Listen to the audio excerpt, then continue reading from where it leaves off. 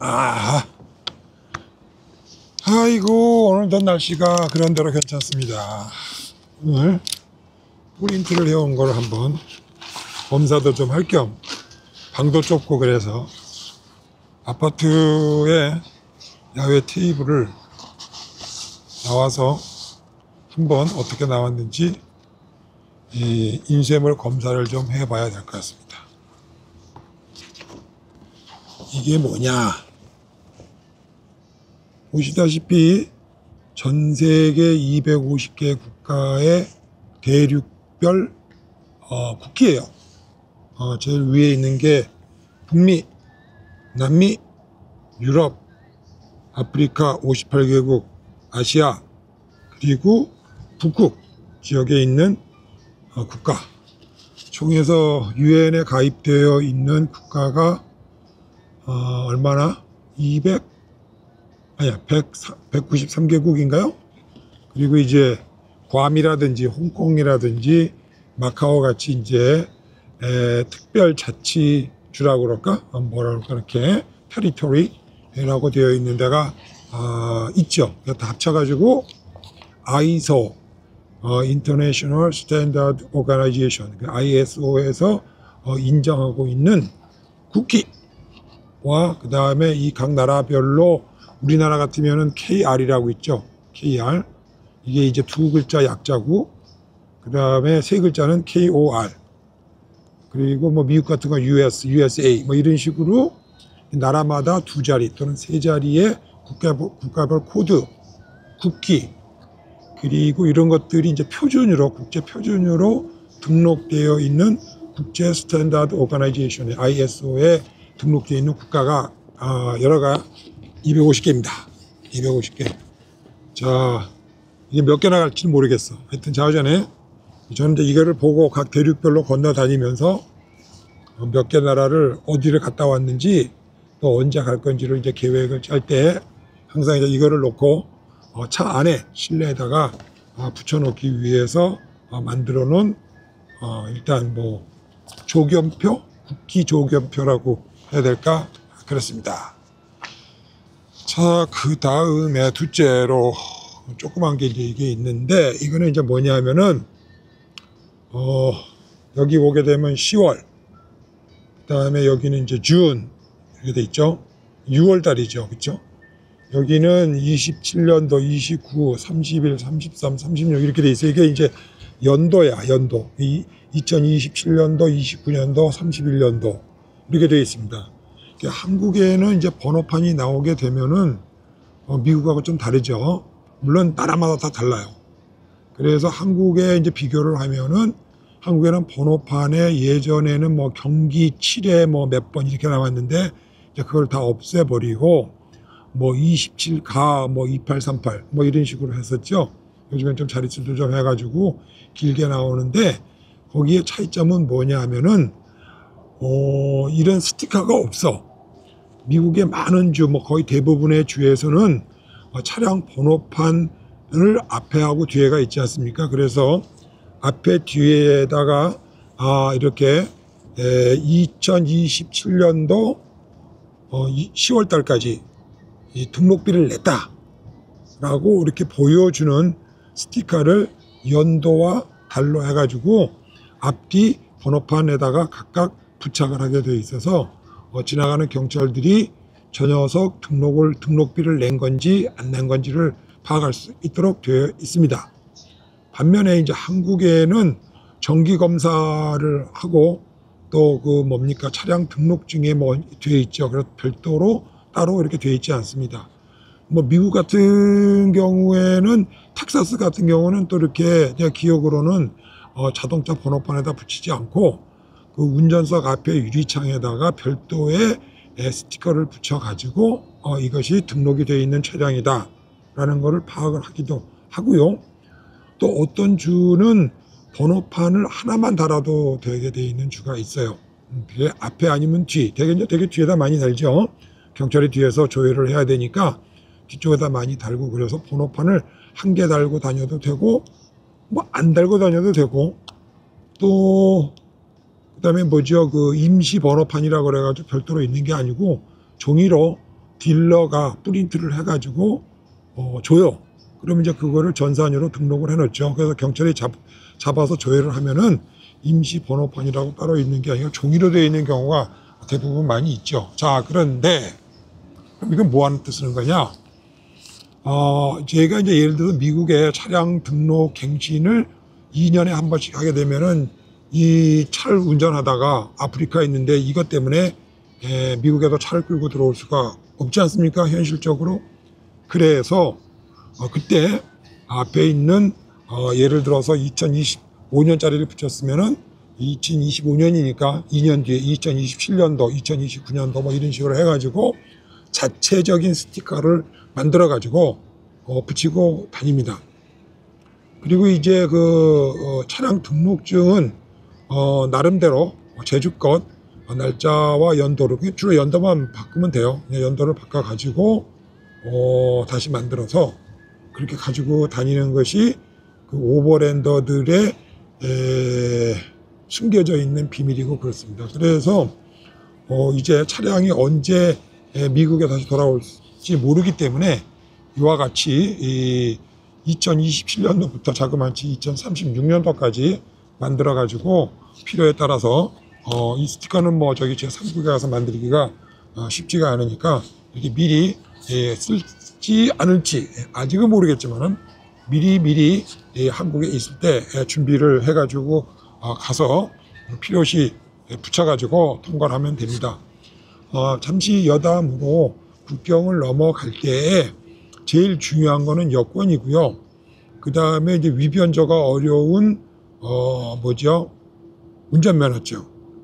그리고 차량 등록증의 원본, 미국에는 타이틀이라고 그러는데 여기는 뭐 차량 원본이라고 그러나 왜 그러냐 하면은 여기서 렌트카라든지 이런 임시 차량들은 국경을 넘어가지 못하는 경우가 왕왕 있어요. 그래서 미수출 문제들을 방지하기 위해서 국경에서 차량 등록증, 그러니까 원부죠. 원부. 미국에는 타이틀이라고 그러는데 소유권증을 보여주게 돼 있어요. 그래서 오버랜드 하실 때는 뭐 은행에 예를 들어서 5년 동안 뭐 이렇게 빚을 내 가지고 하는 차량들은 해외에서 운행하실 때 매우 애로사항이 많으니까 반드시 자차 100% 빚이 없고 내 차인 것을 증명할 수 있는 차량 타이틀을 가지고 나가시게 됩니다. 거기에는 유효기간 날짜가 대부분 없어요.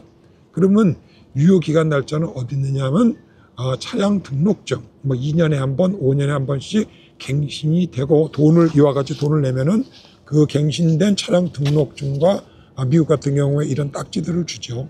그런 딱지들을 부착을 해서 다니게 되죠. 근데 이제 대부분 예를 들어서 제 3국에 가게 되면은 미국에도 50개 주가 있어서 다 다른데 저도 사실 몰라요. 왜냐하면 여기 인근에 있는 주나 옛날에 살았던 주는 어렴풋이 기억이 나는데 제가 살아보지도 않던 뉴햄프셔라든지 버몬트라든지 모르죠. 어떻게 하는지. 마찬가지로 해외의 경찰들이나 세관들에서도 사실 중요한 거는 차량에 있는 빈 넘버라고 그러죠. Vehicle Identification Number 해가지고 차량 바디하고 문짝 옆에 등등의 아주 차량 제조사에서 박아버린 그 빈 넘버가 굉장히 중요하죠. 그거를 가지고 사실 트래킹을 합니다. 그래서 차량 등록증이나 이런 거 그렇게 신경 안 쓰셔도 돼요. 제 경험상으로는. 해서 이제 많은 오버랜더 꾀돌이들은 차량을 그 문제 때문에 가지고 들어오지를 않고 이렇게 가지고 다닙니다. 이제 한국의 같은 경우에는 2년에 한 번씩 차량 등록을 갱신을 해야 되기 때문에 공무원님들께서 반드시 눈으로 봐야 되기 때문에 저 아르헨티나에 있더라도 차를 끌고 들어와라. 돈이 많이 들고 시간이 많이 들고 그래서 어렵습니다. 그건 네 문제지. 나는 2년에 한 번씩 차량 등록비를 좀 받아야 되겠고 내 눈으로 봐야 되니까 갖고 들어와라 해서 2년에 한 번씩 밖에 갖고 들어올 수밖에 없게 되어 있는 게 한국 실정입니다. 하지만 미국에서는 만약에 내가 오늘 오레곤주에 거주를 해서 2년짜리를 사고 그러면은 그 다음에 1년 살다가 매사추세츠주로 이사를 갔어요. 그러면 또 거기서 민기적거리고 2년이 마감될 때까지 타주 라이센스를 써도 되지만은 명문상으로 이사를 왔으면은 보름 내에, 어떤 경우는 한 달 내에 새로운 매사추세츠 등록증을 내라 하는 것이 이제 원칙입니다. 뭐 그렇다고 뭐 내가 여행을 왔는 건지 살러 왔는 건지 모르기 때문에 일단 기간이 범위 내에 있으면 큰 문제가 되지는 않는 게 일반적이죠. 자, 그런데 이제 오레곤주에 살다가 2년이 지났어요. 그러면 갖고 있는 차량 등록증하고 그 다음에 그 차량 번호판은 다 자기 소유입니다. 단지 경찰에 걸렸을 때 또 2년 지났네 했을 때 문제가 되죠. 그래서 차량 등록증 원부를 가지고 매사추세츠 주에서 다시 차량 원부를 교부를 받고 차량 등록도 하고 차량 번호판도 다시 새 거로 받게 되면은 예전에 썼던 오레곤주에 남아있는 번호판과 등록증 같은 경우는 사실 이제 기간이 지났기 때문에 무효화가 됩니다. 그래서 미국에 살다 보면은 이사를 많이 다니면은 각 주마다 번호판들이 여러 개가 있어요. 한국 같은 경우에는 폐차할 때까지 폐차장에서 번호판을 회수를 해서 사진을 찍고 그 다음에 그거를 갈갈이로 부셔버린 거를 사진을 찍어서 차량 등록처에다가 넘겨놓지 않으면 폐차가 되지 않고 계속 세금을 내야 된다. 뭐 그런 얘기를 제가 들은 것 같아요. 그래서 나라마다 좀 시스템이 다르죠. 그래서 한국 차량일 경우에는 이런 경우가 필요 없겠지만은 제 차량은 이제 미국 차량이기 때문에 혹시나 싶어서 이렇게 언제 쓸지 모르지만은 만반의 준비를 해가지고 이렇게 스티커를 만들어서 준비해서 가져가고 있는 용도로 갖고 있습니다. 자, 세 번째는 제가 이제 시험 삼아서 오늘 출력을 내봤어요. 근데 이게 이제 뭐냐면은 뭐 이렇게 크게 만들었나 몰라. 자, 보시게 되면 이제 네모 딱지가 있는데 이게 뭐냐면은 이제 오버랜더들은 이런 문화가 있습니다. 예를 들어서 이제 우수아이아라고 저 남미 끝에 남극에 가는 남미 끝단에 있는 조그만한 마을이 어촌이 하나 있어요. 이제 그런 데 가면은 오버랜더들의 데스티네이션이죠. 자, 거기까지 간다 하는 이제 목적지가 되는데, 만약에 그런 이제 오버랜더들이 많이 다니는 곳에는 꼭 뭐가 있느냐 하면은 이 오버랜드들이 내가 왔노라, 여기 보았노라, 갔노라 하는 것을 자기 나름대로 증명을 하기 위해서 이런 스티커들을 닥치닥치 붙여놓는 곳들이 많이 있습니다. 그래서 이런 스티커들을 붙여놓는 어떤 일정한 어떤 게시판도 있고, 또 아니면 뭐 이런 데다가 이제 한 사람이 붙여놓으면 또 다 다니는 사람 다 붙여놔요. 그러면 뭐 각 세계 각국에서 온 오버랜더들의 이제 딱지들이 다 있어서 또 오버랜더들끼리는 또 누가 왔다 갔다 하나 들여다보기도 하고 기념도 촬영도 하고 그렇습니다. 그래서 이제 뭐 러시아나 어디로 가시든지 간에 가시는 분들은 막 이런 것들을 오버랜더 스티커들을 준비를 해서 가시는 거를 추천해 드리고 싶어요. 그래서 저도 이제 좀 디자인이 바뀌어서 이번에 한국에 와가지고 이렇게 도무송을 땄네. 이렇게 요게 좀 돈이 들어갔나 봐. 그런데 예전에는 이거 인쇄를 해가지고 도무송이라 그래가지고 그대로 철판으로 해가지고 콱콱 찍어서 했는데, 요즘에는 이제 플로팅 기계로 해가지고 거기다 날을 박아가지고 이런 식으로 스티커들을 만들어서 자유롭게 자기 개성을 살려서 이런 데 갖다가 붙여놓고 그렇습니다. 그래서 오버랜딩 하실 때 여기다 이제 자기 유튜브 채널 같은 것도 넣기도 하고요.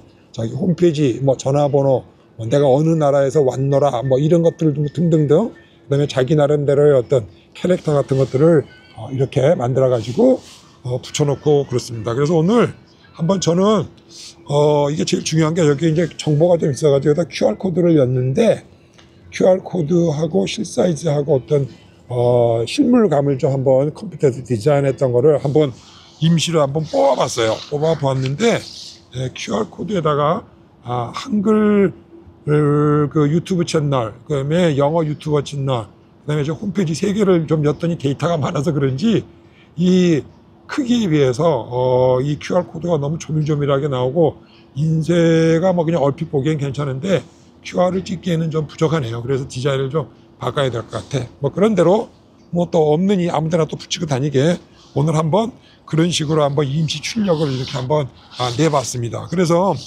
여러분이 이제 장거리를 하실 경우 같은 경우는 뭐 한 500장, 1000장 정도 내외로 충분하게 가셔서 인쇄를 하셔가지고 이렇게 디자인을 한번 가출력을 해서 한번 보시고 마음에 이제 확정이 되시면은 그 인쇄기에다 여가지고 때려버리는 게 저렴할 것 같아요. 이거 좀 비싸. 요거 한 판에 25,000원이니까 조금 제 생각으로는 좀 비싸. 그러나 뭐 한번 연습용으로 한번 만들어 보았습니다. 그래서 여러분들이 오버랜드 이제 출국을 하실 때 나름대로의 이제 개성과 뭐 이런 것들을 넣어가지고 한번 만들어 보시기를 추천해 보입니다. 오늘은 뭐 오늘 생각지도 안 했는데 카메라도 들고 나왔고 또 오늘 몇 가지 출력물이 나와서 뭔 짓을 하려나 여러분들한테 힌트를 드리기 위해서 잠시 나왔고요. 이제 저도 금명강 차박 전기에 대해서 이제 시리즈별로 한번 쭉 해서 여러분들이 해외 여행하실 때 차 몰고 나가셔서 도움이 되시라고 한번 준비를 지금 하고 있습니다. 자, 그러면 오늘 여기까지 영상 간단히 마치기로 하고 금명강 다시 뵙겠습니다. 지금까지 써니였어요. 또 봬요. 안녕.